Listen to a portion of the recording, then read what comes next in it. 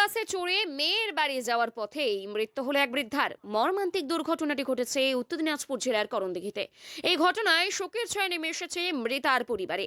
স্থানীয় সূত্রে জানা গিয়েছে, মালদা জেলার চাঁচল থানার বৈরগাছি গ্রামের বাসিন্দা যমুনা রায় শুক্রবার মেয়ের বাড়ি শিলিগুড়ির উদ্দেশ্যে রওনা দেয়। চাঁচল থেকে তিনি তার ছোট ছেলে ও নাতি নাতনিদের সঙ্গে নিয়ে উত্তরবঙ্গ রাষ্ট্রীয় পরিবহন সংস্থার একটি বাসে ওঠেন। অভিযোগ, রায়গঞ্জ ছাড়ার কিছুক্ষণ পরেই বাসের মধ্যে অসুস্থ বোধ করতে শুরু করেন যমুনা দেবী।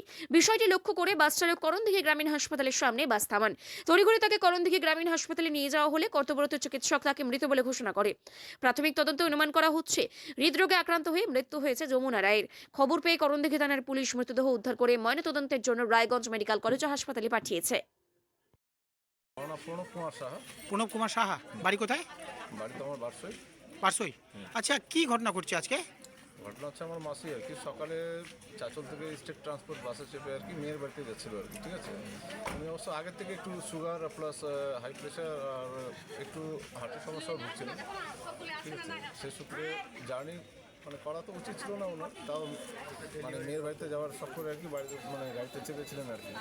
তো করণদিঘি আসার হয়তো 1 কিলোমিটার আগে আর কি মানে খুবই নাকি প্রেশার বেড়ে যায়, ঠিক আছে। তখনই আমি আর কি এক্সপায়ার করে যান আর কি। ও আচ্ছা, দিয়ে ওনাকে কোথায় আনা হয়? ওনাকে করণদিঘি হাসপাতালে, গ্রামীণ হাসপাতালে আনা হয়েছে এখন। আচ্ছা, আনা হয়েছিল তো ডাক্তারবাবু চিকিৎসা করার পরে নিরীক্ষণ করার পরে বলছেন যে না উনি আর নেই আর কি। ও আচ্ছা, ওনাদের বাড়ি কোথায়? ওনার বাড়ি হচ্ছে চাঁচল বৈরগাছি পাড়ায়। চাঁচল বৈরগাছি পাড়ায়। আর ওনার নাম কি? ওনার নাম যমুনা রায়। যমুনা রায়। ও আচ্ছা আচ্ছা, উনি কি একাই জার্নি করছেন না সাথে কেউ ছিল? ওনার সাথে ওনার ছিল ওনার ছেলেও ছিল, আর এখনও আছে অবশ্য, ওরা ছেলেও আছে প্লাস ছেলের যে ছেলে মেয়ে ওরাও আছে আর কি। ও আচ্ছা আচ্ছা, আপনারা এখন কি চাইছেন? আমরা এখন ডাক্তারের পরামর্শ আর স্থানীয় কি চাইছেন?